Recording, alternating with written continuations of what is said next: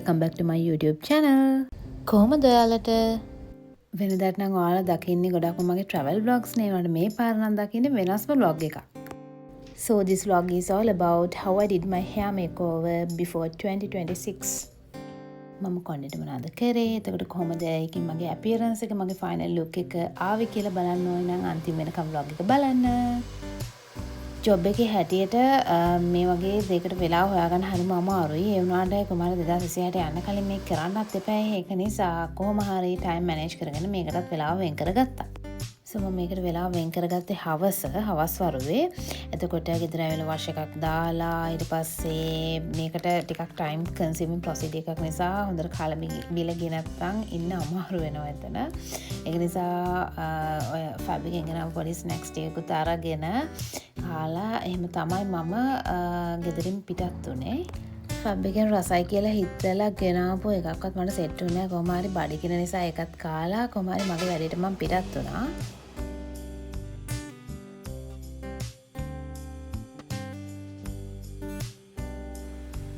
හරි ඔන්න මම මගේ ප්ලේස් එකට සැලූන් එකට මම ඇවිල්ලා ඉන්නේ. කොහොම හරි හවස 4-5 වගේ තමයි මම අපොයින්ට්මන්ට් එක දැම්මේ.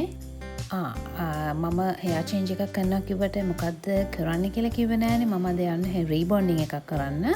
හැබැයි මේක මගේ ෆස්ට් එවර් රීබොන්ඩින් එක නන් නෙවෙයි. මම රීබොන්ඩින් කීපවතාවම කරලා තියෙනවා. යූෂුවලි මම 6 to 8 months gap වලින් තමයි රීබොන්ඩින් එකක් කරන්නේ. මට කර්ලි හෙයා එකක් තියෙන නිසා ඒක වැවෙනකොට සාමාන්‍ය මැක්සිමම් ඉන්න පුළුවන් 6 months වගේ තමයි හොඳටම වෙනස පේනවා. ඒකට මට අනිවාර්යෙන් ඔක හදන්න ඕනි වුණා. ඔය 6 to 8 months කියන ගැප් එක සෙට් උනේ මේ දෙසැම්බර් වල. ඒක නිසා මට 2026 වලට යනකොට නිව් ලුක් එකක් යන්න පුළුවන්.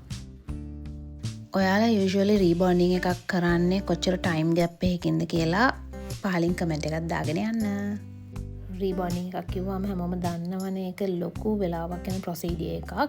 ඒ වගේම මේ ප්‍රොසීඩියර් එකකින් පස්සේ අපි හෙයා එකට හොඳ කෙයා එකක් දෙන්න ඕනි.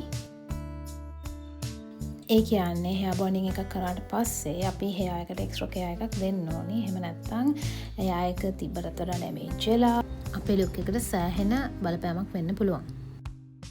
හරි අන්න කොහොම හරි දැන් මගේ වැඩේ පටන් ගන්න යන්නේ. දැන් හවස 5 විතර වෙලා ඇති. ඒ කියන්නේ ඔක කොහොමත් 3 to 4 hours යනවම තමයි. ඒ කියන්නේ රෑ වෙලා තමයි ඉවර කරන්න වෙන්නේ. ඒත් අද කොහොම හරි ඉවර කරගන්නත් ඕනි. අපි බලමු මොකද වෙන්නේ කියලා. මං හෙයා වොෂ් කරගෙන මාපු නිසා මට ලේසි වුණා. මොකද කෙලින්ම ක්‍රීම් එක ඇප්ලයි කරලා ඉතුරු ටික කරන්න තමයි තිබුණේ. මම රීබොන්ඩින් එක කරේ කර්න් කියන බ්‍රෑන්ඩ් එකෙන්. මේක බලන්න ඔයාලත් රීබොන්ඩින් කරලා තියෙනවා නම් ඒවට යූස් කරපු බ්‍රෑන්ඩ් එක මොනවාද? එතකොට ඒ බ්‍රෑන්ඩ් එකත් එක්ක ඔයාලට තියෙන එක්ස්පීරියන්සස් මොනවාද කියලාත් කමෙන්ට් එකක් දාගෙන යන්න. මගේ යූෂුවලි ලොකු හෙයා වොලියුම් එකක් නැහැ. මම කරලා තියෙන රීබොන්ඩින් කරලා තියෙන වාර ගන්න හැටියට මං හිතනවා මගේ වොලියුම් එක ඒ විදිහට මේන්ටේන් වෙනවා කියලා ලොකු වෙනසක් වෙන්නේ නැතුව හැමෝම කැමති ලස්සනට ඉන්න. ඒ කියන්නේ මම විතරක් නෙවෙයි ගර්ල්ස්ලා බොයිස්ලා වයස ભેදයක් නැතුව ඕනිම කෙනෙක් කැමති ලස්සනට ඉන්න. හැමෝම ලස්සනට ඉන්න ඕනි. මොකද කෙනෙක්ගේ ෆස්ට් ඉම්ප්‍රෙෂන් එක තමයි අපියරන්ස් එක. ඒක නිසා කෙනෙක් වැඩි සැලකිල්ලක් දක්වන්න ඕනි තමන්ගේ අපියරන්ස් එක මේන්ටේන් කරන්න. අපියරන්ස් මේන්ටේන් කරන එක ගැන කතා කරොත් ගොඩක් අය ඇටෙන්ෂන් එක දෙන්නෙම එක්ස්ටර්නලි කරන ට්‍රීට්මන්ට්ස් වලට විතරයි. නමුත් ඒ වගේම අපි ඉන්ටර්නලි ඒ කියන්නේ ශරීර අභ්‍යන්තරයට කරන දේවලුත් ගොඩක් වැදගත් අපේ අපියරන්ස් එක ගැන කතා කරනකොට. ලස්සනට ඉන්න ඕන නම් අපි අනිවාර්යෙන් හෙල්දි ඩයට් එකක් ගන්න ඕනි. ඒ වගේම හොඳ එක්සර්සයිස් රූටීන් එකක් තියෙන්න ඕනි. ඒ වගේම අපේ මෙන්ටල් හෙල්ත් එකත් හොඳට තියාගන්න ඕනේ. එතකොට තමයි අපි ආස කරන විදිහට ලස්සනට ඉන්න පුළුවන් වෙන්නේ. කතාවෙන් රිබොන්ඩින් එකේ ලාස්ට් පාර්ට් එකට ඇවිල්ලා තියෙන්නේ. I think rebonding is almost over.